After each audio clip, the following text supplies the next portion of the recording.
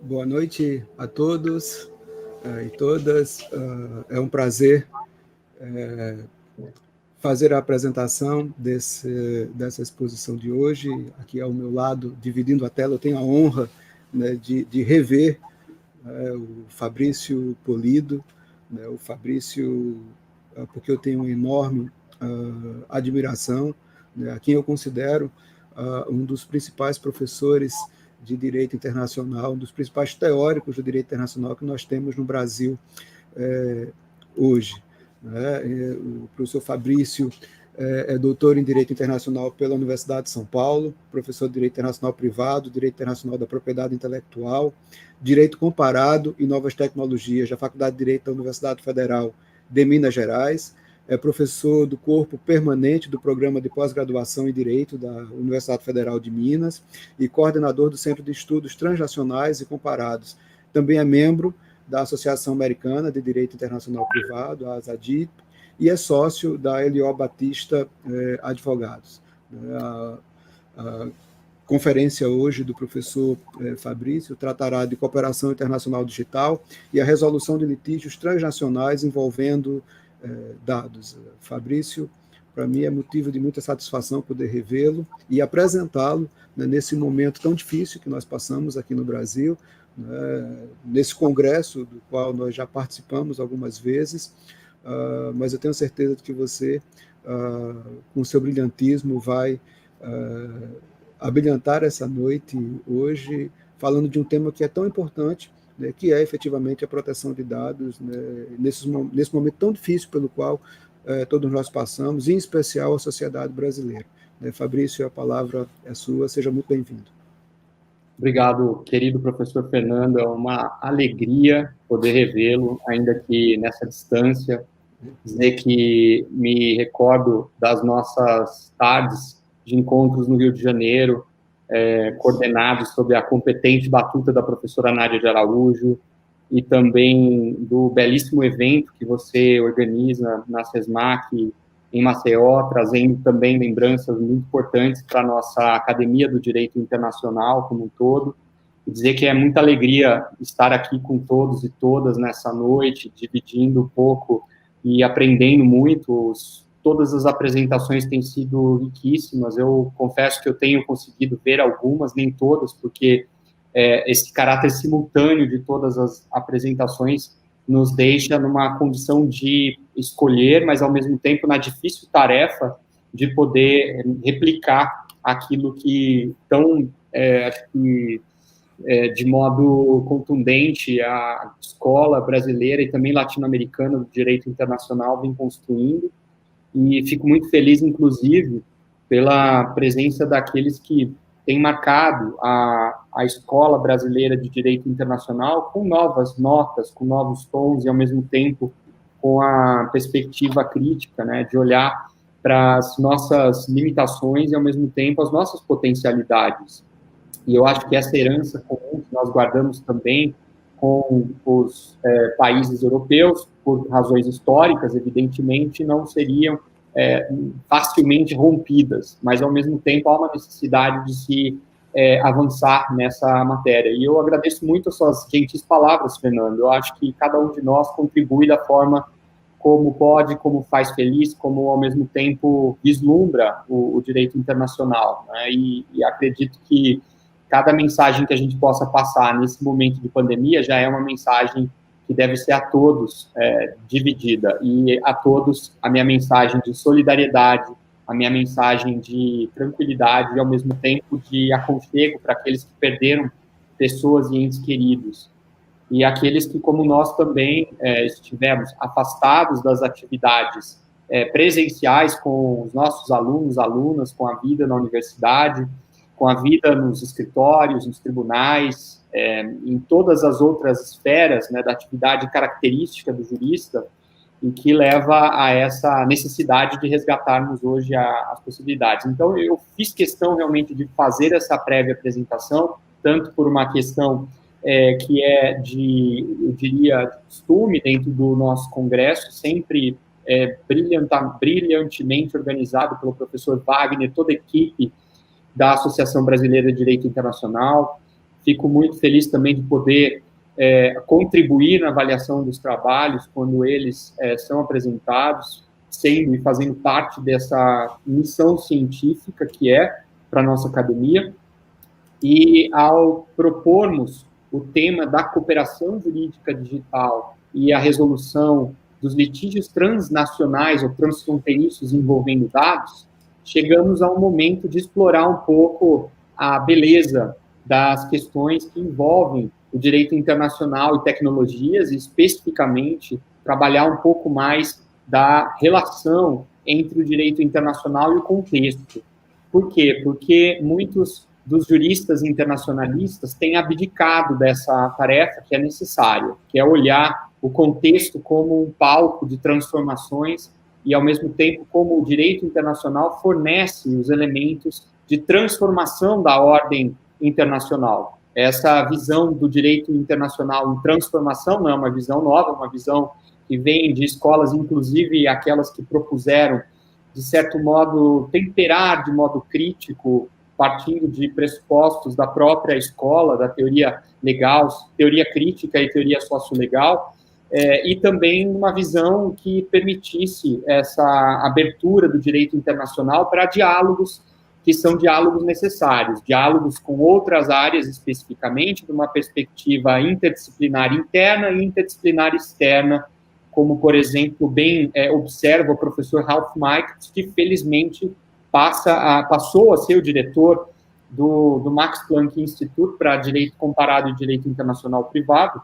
e nos oferece essa possibilidade de diálogo dentro de bases horizontais, igualitárias, e que mostram um pouco da beleza de se explorar, por exemplo, o direito internacional privado dentro da perspectiva da Agenda 2030 das Nações Unidas, e que seria uma forma bastante ousada de avançarmos ao entender, bom, o que o direito internacional privado, objetivos do desenvolvimento sustentável e tecnologias teriam a ver para a reconstrução de algumas das nossas premissas relacionadas à lei aplicável, à jurisdição, a reconhecimento dos atos e decisões estrangeiras, e, ao mesmo tempo, repensar a própria cooperação jurídica como um vetor de transformação e, ao mesmo tempo, de adensamento do direito internacional privado naquilo que diga respeito às pessoas, aos bens, aos dados, às tecnologias, aos serviços e mobilidade. Então, olhar para essa frente é fundamental. E eu tenho feito insistentemente um trabalho também de chamar atenção, graças ao inestimável intercâmbio com os colegas e, ao mesmo tempo, com a rica possibilidade de diálogos com outras áreas, especificamente nas áreas dos estudos comparados, estudos transnacionais, que se destacam também do pensamento internacionalista clássico, para repensar a ordem jurídica estatal como sendo cada vez mais afrontada, tensionada, como isso não é novo, diante dos fenômenos da globalidade como eles se apresentam, e, sobretudo, daqueles que dizem respeito a múltiplas ordens, como, por exemplo, nos regimes anticorrupção, no regime de proteção do meio ambiente, nos regimes de proteção dos direitos humanos, e aí sim, em vários níveis, como nós sabemos, dentro do espaço, e também nos regimes das tecnologias. Isso vai criando não aquilo que seriam regimes autônomos e autocontidos dentro da própria percepção hoje de sistemas e regimes funcionais, que eu também já penso estarmos muito além disso, para falar exatamente dessa relação do compartilhamento de jurisdições, que é para além do diálogo de fontes e do diálogo de jurisdições. O compartilhamento é ajustar e buscar convergências e diálogos necessários para que o exercício da jurisdição se dê satisfatoriamente dentro do conjunto das jurisdições classicamente consideradas do Estado, territorialmente admitidas, reverenciadas em relação a um povo, a população, e olhando exatamente de que maneira esses fatores de mobilidade hoje alteram essa lógica, sobretudo por transformar também a noção de fronteiras, a noção de espaço, a noção de tempo. Eu acho que pensarmos essas noções também não de modo fluido, né? Quando nós encontramos uma resposta, falamos em híbrido, fluido. Não, é de olhar exatamente de que maneira o tempo, o espaço, mobilidade se tornaram, mais do que tudo, elementos de transformação dessa própria ordem, né? Como nós podemos observar nas famílias, como nós observamos também o fenômeno da atividade empresarial e como nós olhamos também nos fenômenos relativos às tecnologias, especificamente aquilo que está hoje nessa divisão central entre os processos e eventos da indústria 4.0, a inteligência artificial, o Big Data, a computação em nuvem, e tudo que hoje vai mostrando um pouco a importância de nós conhecermos setorialmente essas áreas, né, a princípio do que um grande internacionalista americano, que foi, por exemplo, o Oscar Schachter, buscava mostrar a importância de se reconhecer o papel do desenvolvimento científico, tecnológico e da inovação na transformação do próprio direito internacional. E ele, por muito tempo, que também atuou junto às Nações Unidas, e teve uma atuação também bastante, eu diria, de ajuste das rédeas da Comissão de Direito Internacional, na forma como ela foi atuando ao longo dos anos, no processo de codificação gradual do direito internacional, desenvolvimento do direito internacional, que é um objetivo sistêmico do próprio direito internacional, como nós conhecemos,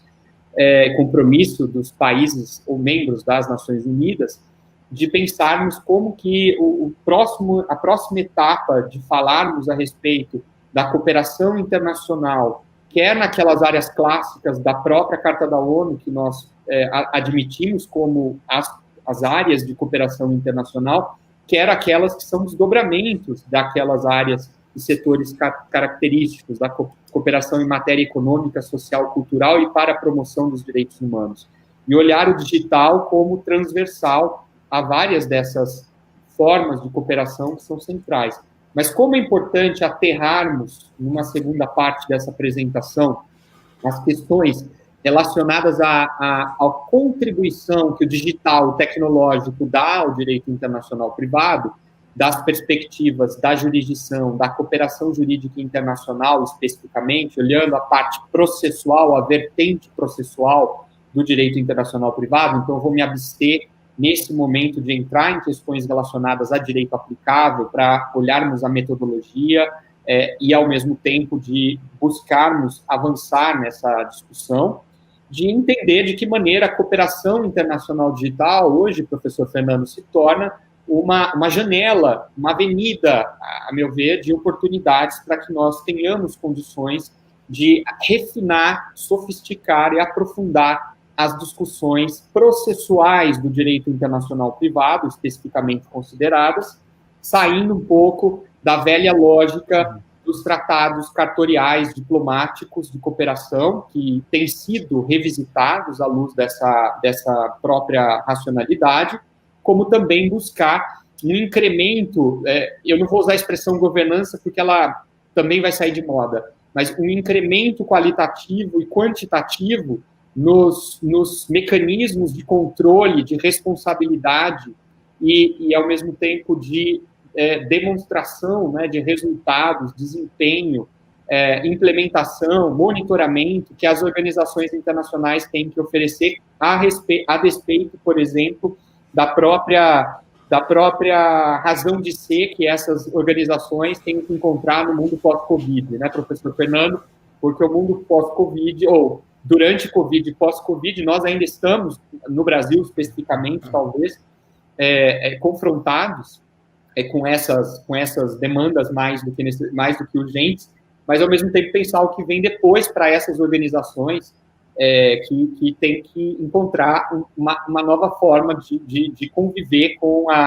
o retorno de certas agendas que nacionalizam a jurisdição, nacionalizam a cooperação. É meio absurdo. Como nacionalizar a cooperação? Não. Ou é fechar as próprias fronteiras para a cooperação, ou não é abrir mão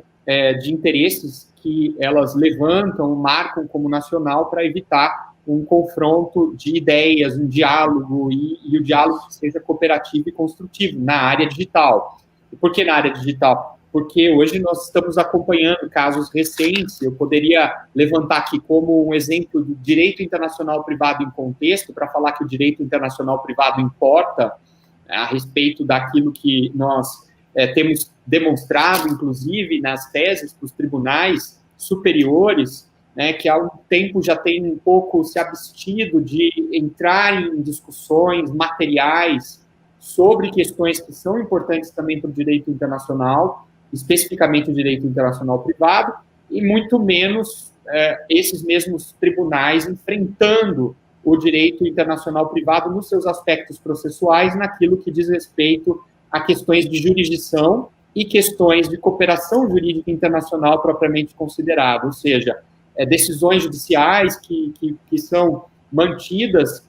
por exemplo, pelo STJ, o Superior Tribunal de Justiça, dispensando cooperação jurídica internacional, transformando a panaceia da lei aplicável à jurisdição como se fossem a mesma área, o mesmo domínio, e pudessem ser reunidas, né, para lembrar o nosso querido amigo comum, professor Foucault,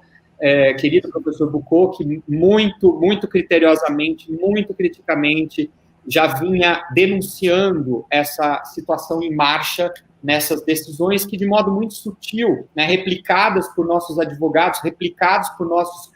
nossos juristas também internacionalistas, sem pensar um pouco criticamente, com talvez receio de criticar ou de divergir das autoridades togadas, no sentido de mostrar as inconsistências, as falhas e, acima de tudo, a demonstração cabal de que isso vai ser replicado depois na formação dos nossos jovens e jovens advogados e advogadas que não se internacionalizam do ponto de vista da formação, muito menos da prática profissional. Isso é um caos para o direito internacional privado, uma situação que nós não teríamos que falar aqui nesse congresso, mas eu acho que faz parte também de um papel pedagógico, didático, e que nos coloca numa situação de disparidade com nossos colegas argentinos, uruguaios, mexicanos, que de longe, disparada, são muito mais sofisticados nessa análise a respeito do que aconteceu na decisão recente, muito bem comentada, resenhada pelo professor Fernando Mineiro, na última edição do blog Conflict of Laws, no caso envolvendo o buscador, a grande empresa e plataforma Google, em relação a um caso de remoção de resultados de busca dos buscadores, então, do Google e suas ferramentas de busca, determinados pela Câmara Criminal e Correcional Federal, Sala 1, do Poder Judicial da Nação. Essa decisão circulou entre nós, essa decisão é muito importante, 16 de junho de 2020, porque ela eficazmente revela, denuncia aquilo que para o direito internacional seria mais do que óbvio, ou seja, há limites do exercício da jurisdição, primeiro ponto, há limites para a movimentação do aparato judicial do Estado para alcançar situações que estão fora, estão além da jurisdição do Estado, que é o Estado requerido, como nós poderíamos utilizar a expressão, e mais do que isso, para poder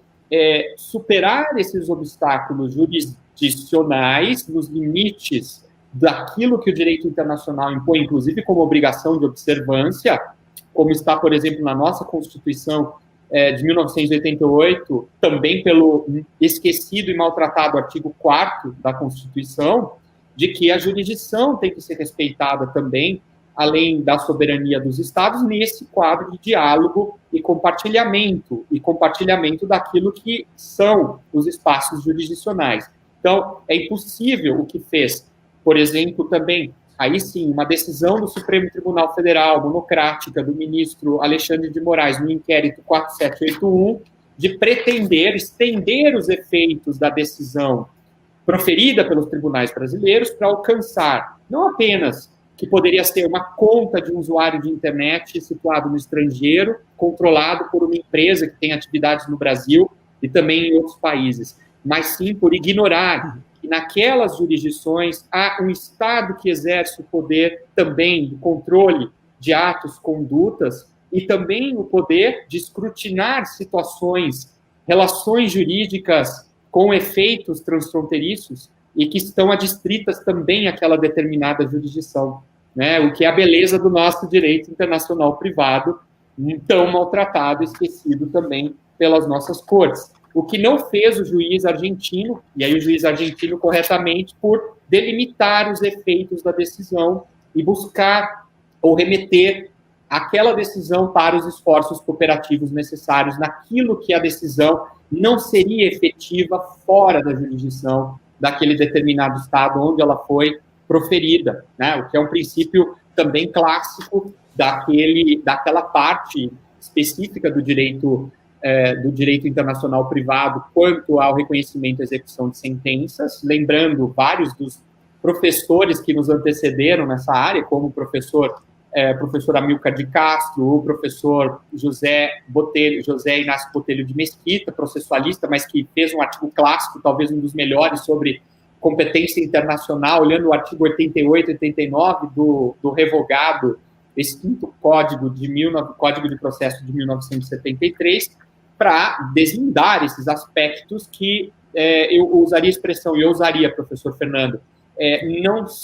não estariam adstritos a tecnicalidades processuais, mas sim a dosagem específica dos efeitos que uma decisão judicial proferida pelo juiz do foro poderia alcançar para além da sua própria jurisdição, né? Mas, enfim, não é só isso, porque, do outro lado, há também um Estado com interesse de exercer a jurisdição e, normalmente, tendo outra visão, inclusive, quanto ao direito que se aplicaria aos dados que saem daquela conta, não importa que seja de uma extremista ou de um cidadão comum, dentro de uma plataforma de rede social, e que teria que escrutiná-la também à luz do seu direito em relação àquela situação fática apresentada do que é o grande conflito entre regimes dos Estados Unidos e na União Europeia, do que a privacidade e liberdade de expressão, e aí sim um problema de lei aplicável, mas nós não vamos entrar nessa discussão, e renderia ainda muito, muito pano para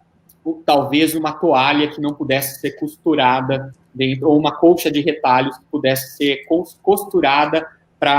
de modo a satisfazer o próprio interesse do jurisdicionado, da jurisdicionada, no caso, a invocar as normas do direito internacional privado nos casos concretos. Mas, enfim, tirando a brincadeira de lado, é justamente para provocar, sim, essa nossa reflexão necessária e que isso parte justamente do processo que nós temos adiante. E por que eu usei os dois acórdãos, as duas decisões, porque ainda não são acórdãos colegiados, no caso específico do inquérito 4781, inquérito das fake news, em que uma das investigadas era então, ativista e também hoje já processada criminalmente ou penalmente, Sara Giromini, que foi alvo dessas ordens de busca e apreensão também de dados telemáticos fora do Brasil, e especificamente a decisão do ministro Alexandre de Moraes, que alcança as contas da então, ativista, né, hoje já incriminada e, portanto, processada criminalmente, no caso específico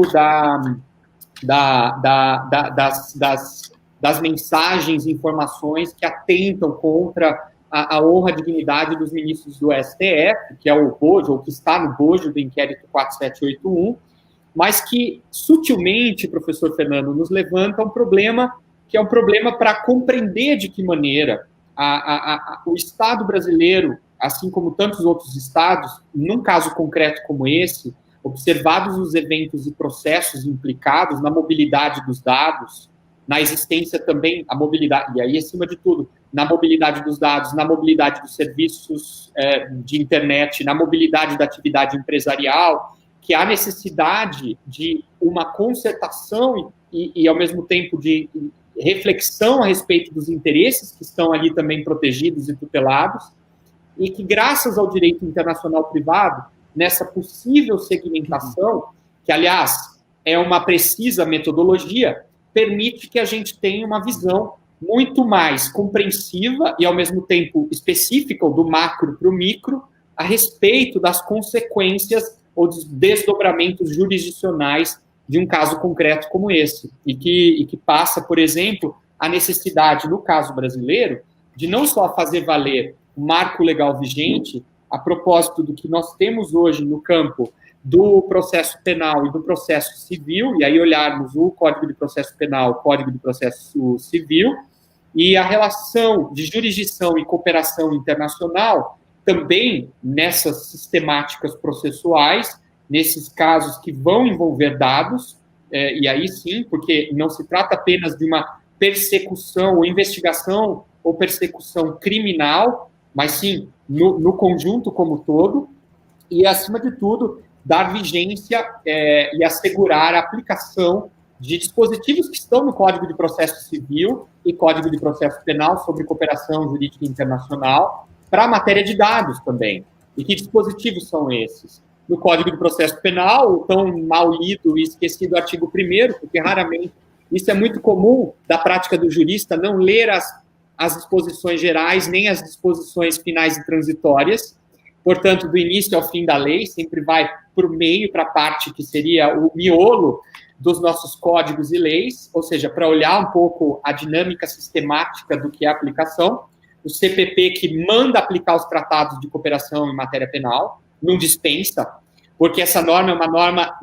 para mim, é uma norma imperativa, ela tem aplicação imediata, não pode ser derrogada sequer por vontade das partes ou por decisão do juiz. O juiz não pode, de ofício, afastar. E segundo, pela própria regra do artigo 26 do CPC, que determina que a cooperação jurídica se regula pelos tratados e convenções. Então, não tem escolha. Se existe o tratado, ele vincula. Para lembrar o professor Guido Soares, o direito não é bom senso, o direito é vigência. E isso é fundamental para a manutenção de um compromisso, inclusive, com o Estado Democrático de Direito, em que as partes têm que ter previsibilidade a respeito das regras que serão aplicadas, e não de uma elasticidade jurisdicional que vai trazer e concentrar todo o poder para os tribunais brasileiros, como se os tribunais brasileiros pudessem solucionar todas as demandas com conexão internacional e, respectivamente, ou a despeito do direito, da jurisdição do Estado estrangeiro e também das obrigações a que esse Estado se vinculou no plano internacional com relação a esses regimes de cooperação que são fundamentais. Então, nós estamos voltando para um estado do que seria o paleolítico nas relações de cooperação, especificamente nas relações exteriores, sem pensar nas possibilidades e avenidas de transformação para os casos em matéria digital, né? Eu já vou caminhando para a conclusão nesse ponto específico. Portanto, essa é uma necessidade de repensar, inclusive porque os acordos de cooperação em matéria civil e os acordos de cooperação em matéria criminal, penal, por uma prática do Estado brasileiro, pelo belíssimo trabalho que o Ministério da Justiça, a Divisão de Cooperação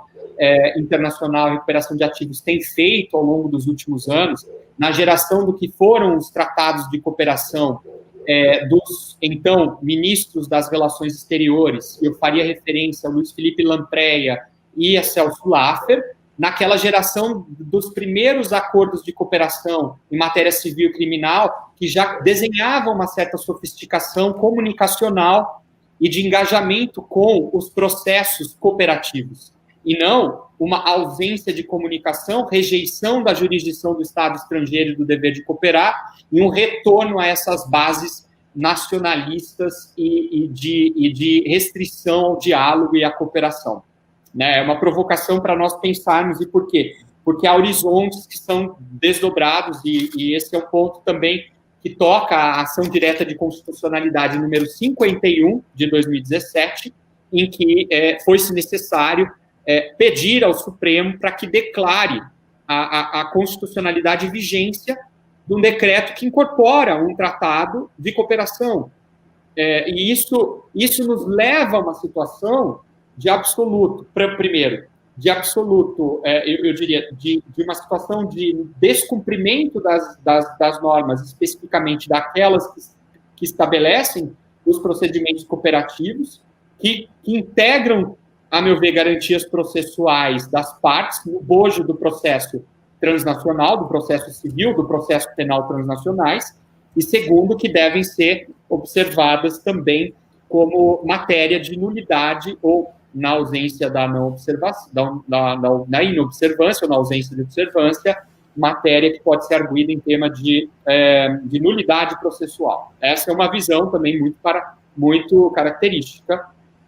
uma visão muito própria e que acredito que seja fiel também à teoria geral do processo. Segundo, como cooperar no campo das questões de litígios envolvendo dados. E essa é uma questão central, porque hoje nós estamos abrindo aqui o leque. Não é só o processo de modernização da Convenção da Haia sobre a obtenção de provas de 1970, ou a utilização de videoconferência para que isso seja utilizado como um dado telemático e, a partir daí, a cooperação internacional específica, ou naquelas situações, nos delitos cibernéticos, a adesão do Estado brasileiro à Convenção de Budapeste de 2001, que seria, sim, sem dúvida, uma etapa necessária para que o Brasil possa avançar nas 3 frentes, tanto em direito à harmonização substantiva do direito penal aplicável aos delitos cibernéticos, como as questões envolvidas no processo criminal transnacional, e que também se aproveita o processo civil,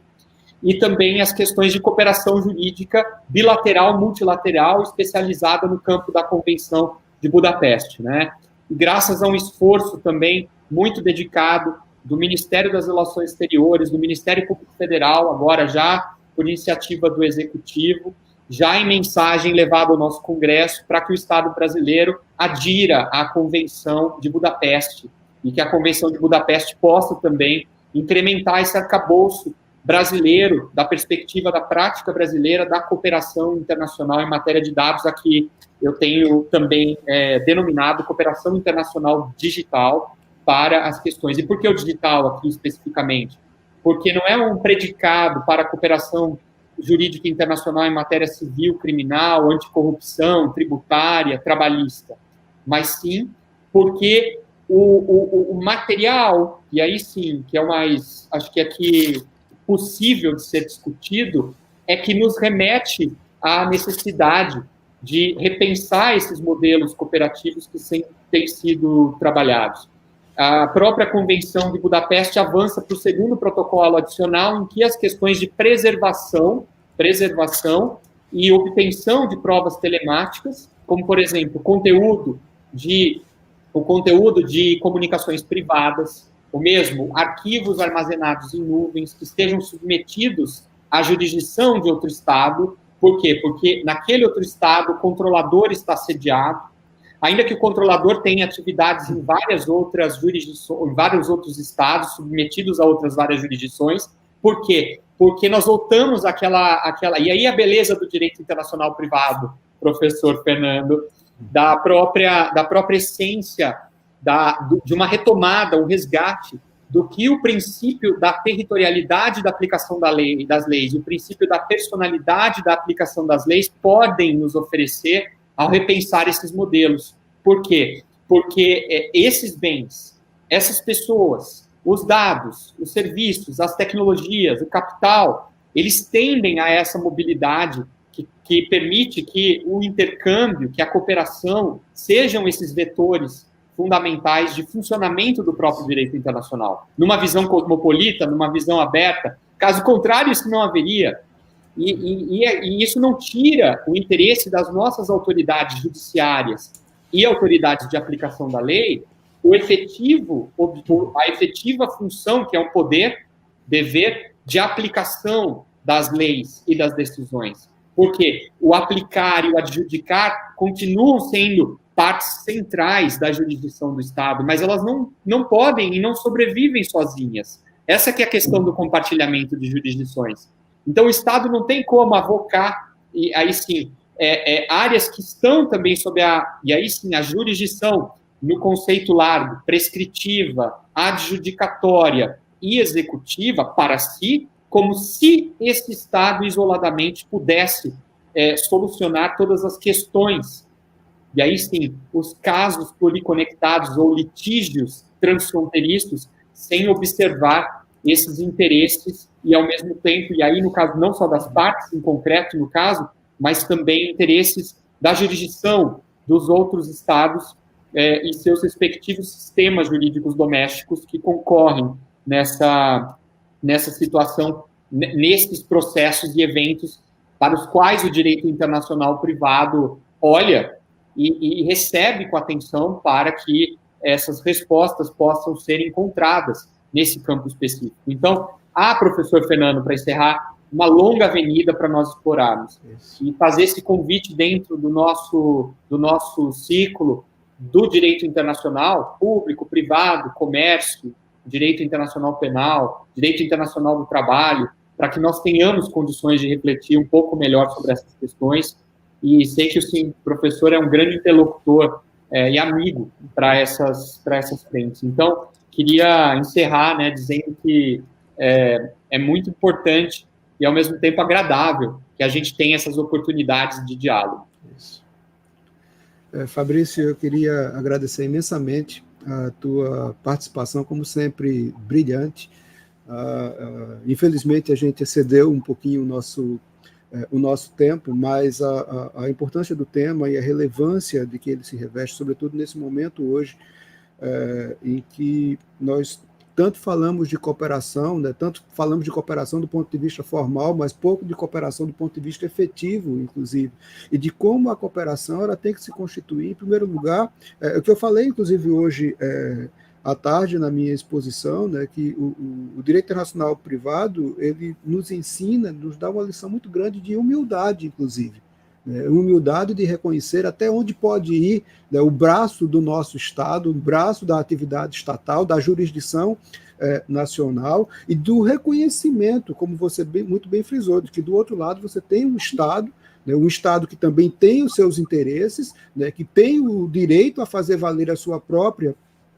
jurisdição, e que a palavra que se deve estabelecer é exatamente a palavra do diálogo, da cooperação efetiva, né, de você escutar o outro e você tentar entender o outro e não imaginar sempre que aquelas soluções que nós imaginamos as mais adequadas, né, não importam aqui as razões, seriam as soluções que eu poderia impor, inclusive,